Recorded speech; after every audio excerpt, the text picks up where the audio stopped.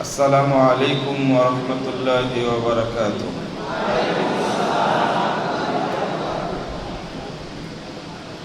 ইন্নাল হামদালিল্লাহ নাহমাদুহু ওয়া নাস্তাঈনুহু মান ইয়াহদিহিল্লাহু ফালা মুদিল্লা লাহু ওয়া মান ইউদ্লিল ফালা হাদিয়া লাহু ওয়া আশহাদু আন লা ইলাহা ইল্লাল্লাহু ওয়াহদাহু লা শারীকা লাহু وأشهد أن محمدًا عبده ورسوله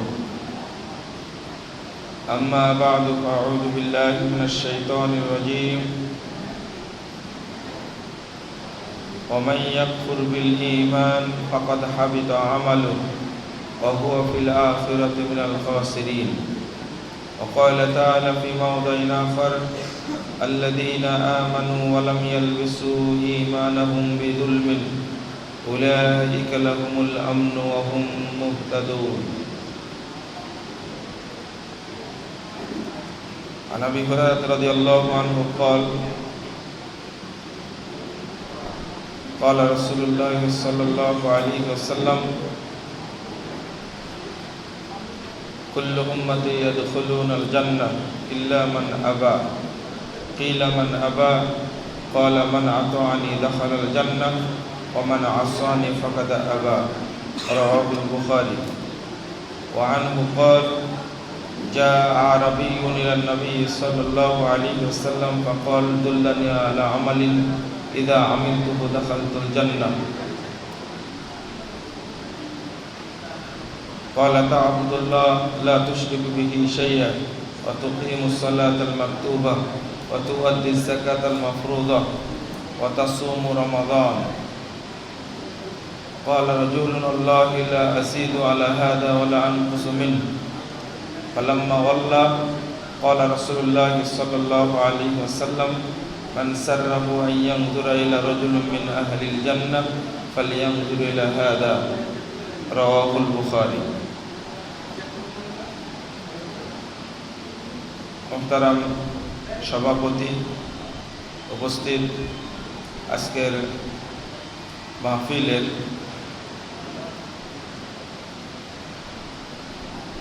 বাঘা বাঘা উলামায়ে কেরাম শিরক ও বিদআতের বিরুদ্ধে আকর্ষণ কণ্ঠ শেখ আব্দুর রাজ্জাক বিন ইউসুফ উপস্থিত বাংলাদেশ জমিয়তে আহলে হাদিসের সম্মানিত সেক্রেটারি জেনারেল শেখ শহীদুল্লাহ খান মাদানী হাফিজাহুল্লাহ তাআলা, উপস্থিত অন্যান্য উলামায়ে কেরাম, অতিথিবৃন্দ, সুধীমণ্ডলী, সামনে উপবিষ্ট শ্রদ্ধেয় মুসলিম ভাতৃমণ্ডলী, আমার প্রাণপ্রিয় ছাত্র ও যুবক ভাইরা, সকলকে আন্তরিক অভিনন্দন জানাচ্ছি এবং আল্লাহর কাছে দোয়া করছি আল্লাহ যেন আমাদের মাহফিলকে কবুল করে নেন। যে সমস্ত ভাইয়েরা কষ্ট স্বীকার করে মাহফিলের আয়োজন করেছেন, সময় দিয়েছেন, শ্রম দিয়েছেন, অর্থ, মেধা, বুদ্ধি ব্যয় করেছেন এবং আপনারা যারা বিভিন্ন অঞ্চল থেকে এসে এই মাহফিলে হাজির হয়েছেন, আল্লাহ রাব্বুল আলামিন আপনাদের আমাদের সকলকে জান্নাতুল ফেরদাউসের মেহমান হিসাবে কবুল করে নিন। ইবাদত কবুলের শর্ত, এক নম্বর শর্ত হলো ইখলাস, ইখলাস ফিল্লাহ। আর একটা হলো ইত্তেবায়ে সুন্নাহ।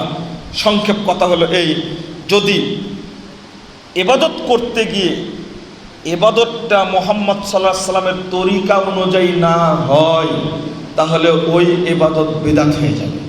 কি হয়ে যাবে? বিদআত হয়ে যাবে। যা বর্তমান বাংলাদেশের অধিকাংশ মানুষই বেদাতি আমলের সাথে জড়িত। সালাতের মধ্যে বেদাত, জাল জয়ীফ হাদিস, সিয়ামের মধ্যে বেদাত, জাল জয়ীফ হাদিস, হজ্জের মধ্যে বেদাত, জাল জয়ীফ হাদিস।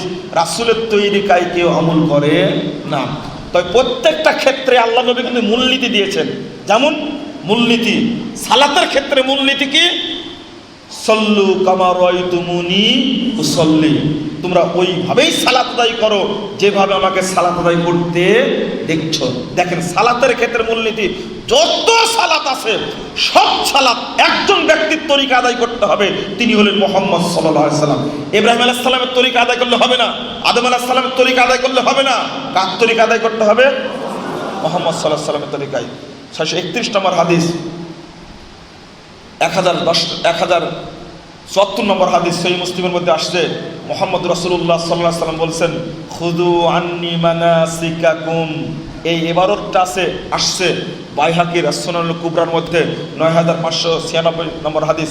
রাসূল সাল্লাল্লাহু আলাইহি সাল্লাম বলছেন, হজ্জের আহকাম আমার কাছ থেকে গ্রহণ করো। এটা হজ্জের ক্ষেত্রে মূলনীতি। আমি বুঝাতে পারছি কি?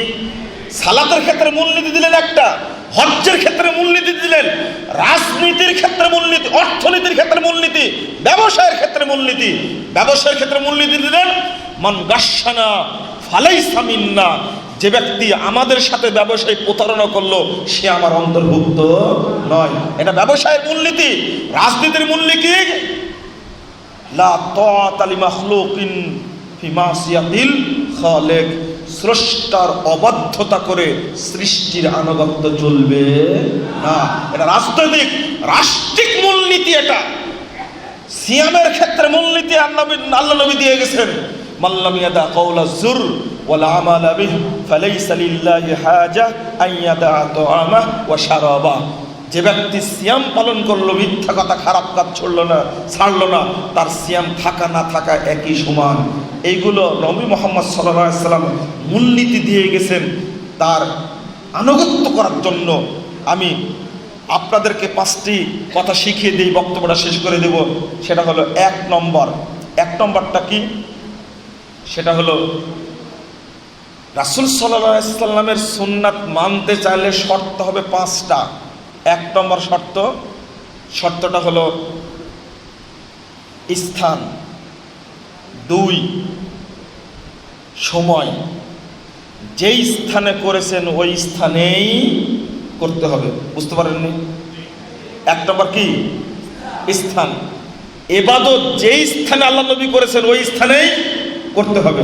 2 নম্বর, যে সময়ে করেছেন ওই সময়ে করতে হবে। 3 নম্বর, যেভাবে করেছেন, যে পদ্ধতিতে করেছেন ওই পদ্ধতিতেই করতে হবে। 4 নম্বর, যে কারণে করেছেন ওই কারণেই করতে হবে। 5 নম্বর, যে পরিমাণ করেছেন ওই পরিমাণই করতে হবে। ঈদের সালাত 4 রাকাত পড়লে হবে? কয় রাকাত পড়তে হবে? 2 রাকাত পড়তে হবে। ঈদের সালাত কোথায় পড়বেন? মাঠে না মসজিদে? মাঠে পড়তে, মসজিদে পড়লে হবে? ঈদের সালাত কয় তাকবীরে পড়বেন? পদ্ধতি, আল্লাহর নবী যে পদ্ধতিতে বলেছেন, এই মূলনীতি যদি আপনারা বুঝতে পারেন, বুঝানো যায়, বাংলাদেশের বেদাতি আলেমরা ভাত পাবে না ইনশাআল্লাহ ভাত পাবে না। এই মূলনীতি স্মরণ রাখতে হবে আপনাদেরকে অবশ্যই। 1 নম্বর স্থান, 2 নম্বর সময়, 3 নম্বর পদ্ধতি, 4 নম্বর কারণ, 5 নম্বর পরিমাণ। মনে থাকবে? আপনারা ইনশাআল্লাহ আশা করি মনে রাখবেন ইনশাআল্লাহ।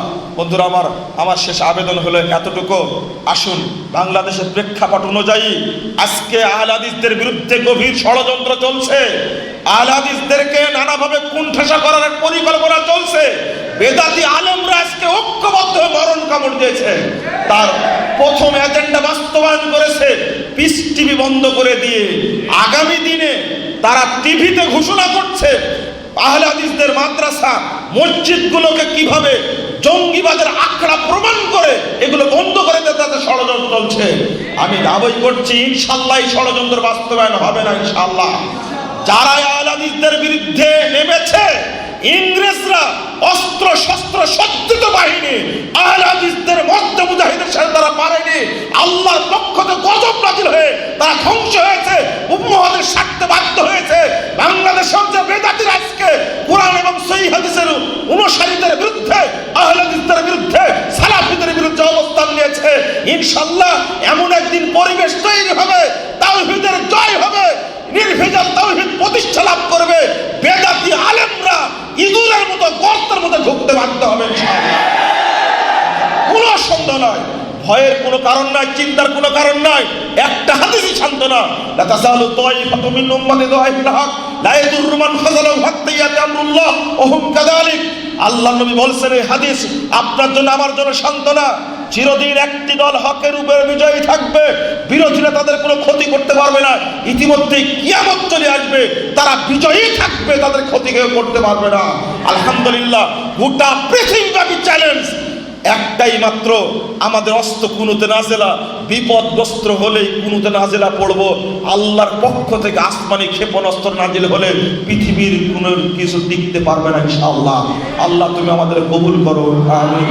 আল্লাহ রাব্বুল আলামিন আমাদের আপনাদের সকলকে কোরআন এবং সুন্নাহ মোতাবেক চলার তৌফিক দান করুন, আমিন। আমাদেরকে দাওয়াতি কার্যক্রম তাওহীদের উপরে জোর দেওয়ার জন্য আমি অনুরোধ করছি। আর একটা ঘোষণা দিচ্ছি, শাহ ইসমাইল শহীদের বইটা তাওহীদের বার্তা, এই বইটা আপনারা যে কোনো জায়গায় পাবেন। নাজিরা বাজার পাবেন, এখানে তাওহীদ লাইব্রেরিতে পাবেন, মোহাম্মদপুরে পাবেন, সুরিটোলা পাবেন, যে কোনো এই বইটা শাহ ইসমাইল শহীদের বইটা এত চমৎকার, এই বইটা পড়ার জন্য অনুরোধ করছি। আর একটা ঘোষণা দিতে বলা হয়েছিল, এই ড্যামরা সারুলিয়াতে একটা বেদাতীদের জায়গায় একটা মাদ্রাসা প্রতিষ্ঠা লাভ করেছে আলহামদুলিল্লাহ, দারুল হুদা আল জামিয়া আল ইসলামিয়া। এর প্রথমে হেফজখানা চলছে, আপনারা সেখানে ছাত্র দেওয়ার চেষ্টা করবেন এবং ওই এলাকাটা যেন আলোকিত হয়, আপনারা খাস করে দোয়া করবেন, সহযোগিতা করবেন। ড্যামরা সারুলিয়ার মধ্যে পড়ছে ওইটা, আপনাদের কাছে দোয়া চাই, আল্লাহ যেন এই প্রতিষ্ঠানটাকে কবুল করেন, আল্লাহুম্মা আমিন। আল্লাহ যেন এই বেদাতদের মধ্যে আলো জ্বালানোর তৌফিক দান করেন, আমিন। আকুলু কওলি হাযা আস্তাগফিরুল্লাহ লি ওয়া লাকুম ওয়া লিসাইরিল মুসলিমিন। আসসালামু আলাইকুম ওয়া রাহমাতুল্লাহি ওয়া বারাকাতুহু।